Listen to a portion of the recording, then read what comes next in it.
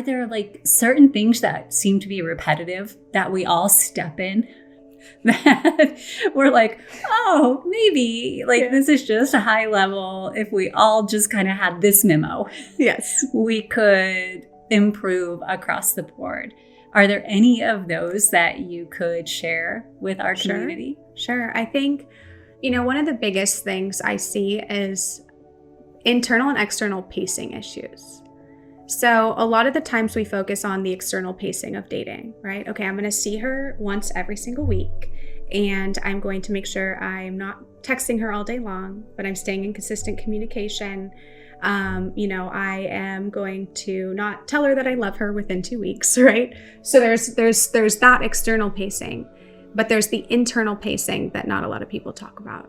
The stories that you're creating about that person, how far ahead you're planning in the future of what your life could look like with him or her.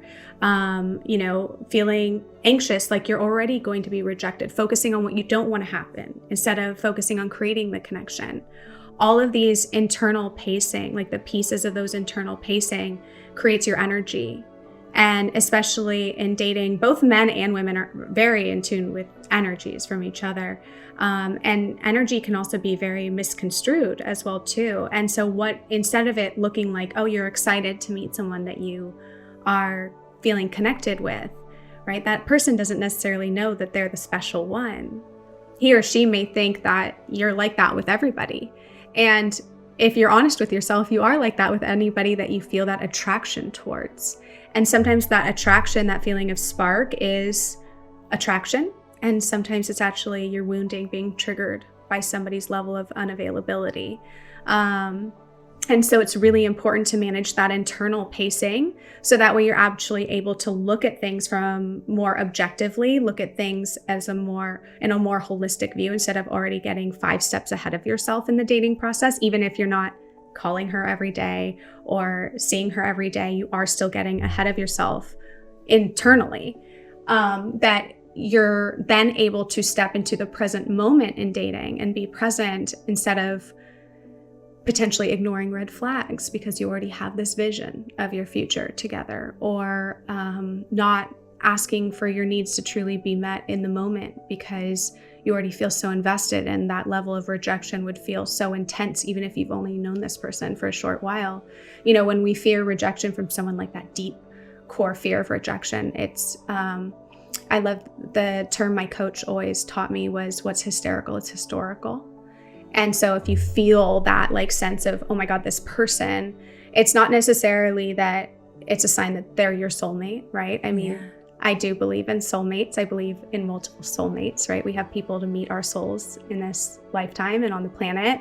But that feeling can actually be that person reminds you of someone or something from your life that you still need healing from. And so you're hoping to recreate that story and ultimately prove yourself or get the love that you never felt from the previous person through somebody new.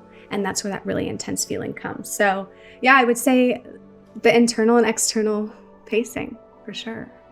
That's incredible. Yeah. And that's something that you can help with, as long as an individual is transparent and authentic with you. Exactly. Mm-hmm.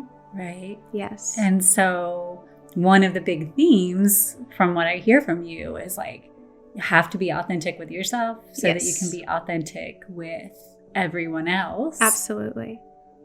Can you walk us through kind of a structure of a program that an average, say, a CEO would come in and say, okay, I've had it. I don't have time for this. Yeah. I've attempted the dating programs and nothing is working. Right. I'm caught in my own flow. Emily, help me.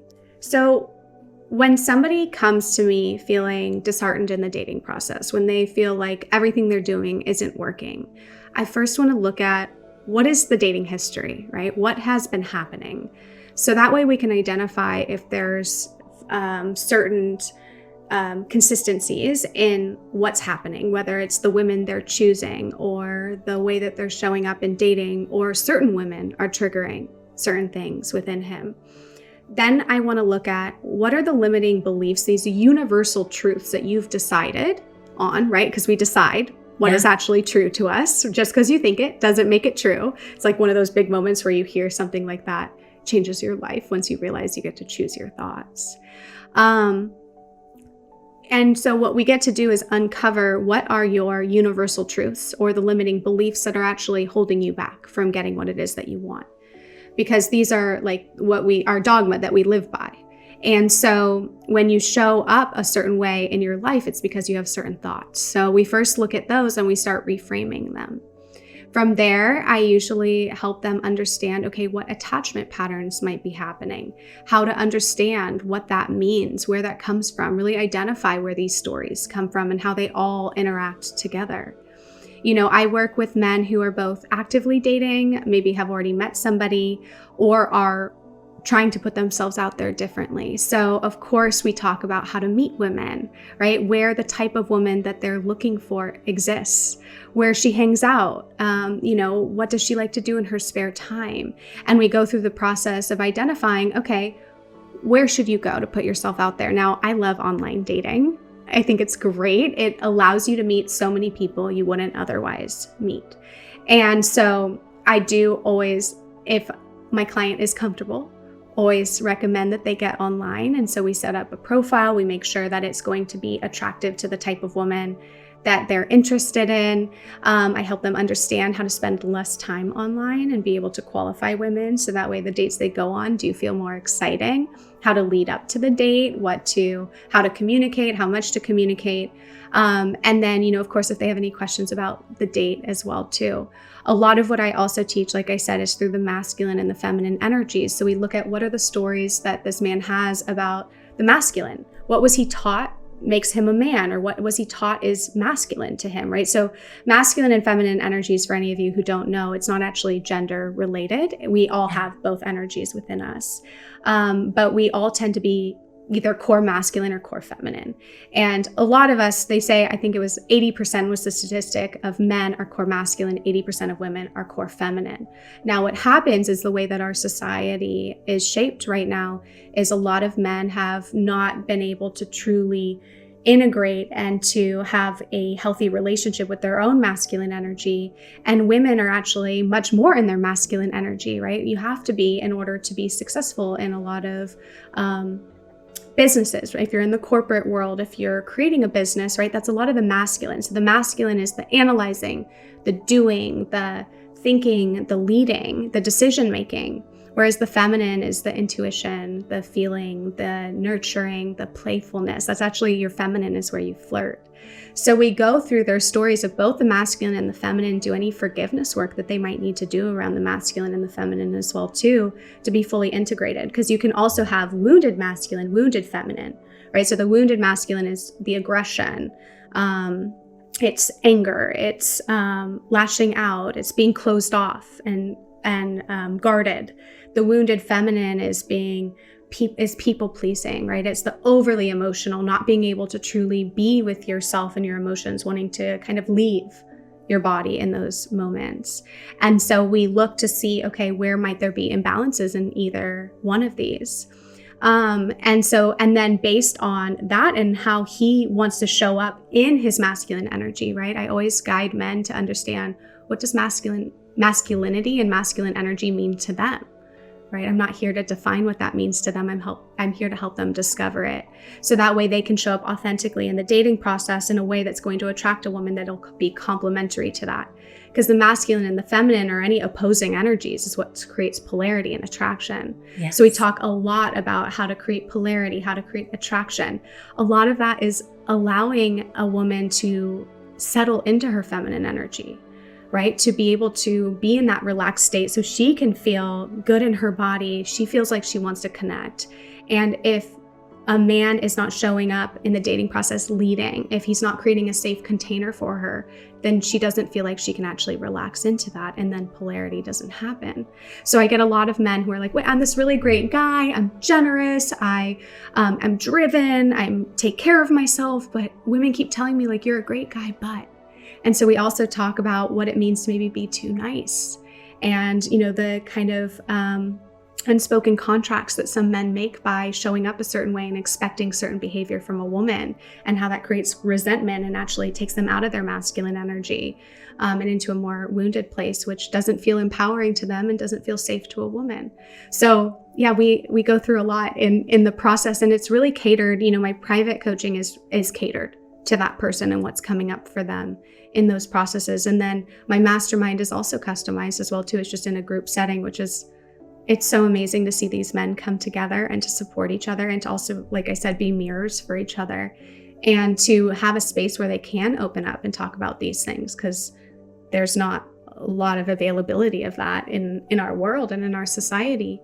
And so, I find that the group coaching can be, so powerful for somebody who has maybe never experienced being supported in a way like that. And who also can gravitate towards seeing their own reflection in other people's experiences as well too. So a lot of the times we don't even notice what's going on with us until we hear it in somebody else. Yes. And then we hear it in somebody else, and two things either happen. One is you hear the feedback from me or from somebody else where you're like, oh my gosh, I didn't even know I needed to hear that today. Or you know exactly what advice this man needs in your head, and you go, wait, why aren't I listening to myself? Yes. Because it's so clear when we see someone else show up in our wounding. It's so hard to see it for ourselves. And that's why coaching is so powerful, and why this work just brings me so much gratitude to go back to absolutely. And it sounds so different than anything I've heard of before in the arena of dating, coaching, or support. Because there's been like, okay, here's growth areas, but never talking about the masculine, feminine energies, and really getting to the root of what is creating this cycle. Because, there are laws of the universe, and cycles is part of that. Everything will cycle back to you over and over until you've learned what you desire to learn from that. And then you move through. It's like the seasons, right? And so to get to that point where you're saying, okay, let's consciously be aware of your cycles. Let's consciously observe what you're showing yourself until you'd say, okay, I've gained what I desire from that. Now I choose consciously something different. All of that is speaking to the spirit and not just to a single life experience. And that opens such a vastness that I think speaks so differently to a lot of other programs. Not that they're bad or not useful or not serving a purpose. It's just different. Absolutely. So it takes it a step further and dives deeper. And I can see why it creates such lasting bonds. And whether a relationship flows from it or it doesn't, the relationship with themselves becomes everlasting. And that's really the relationship that matters long term. Absolutely.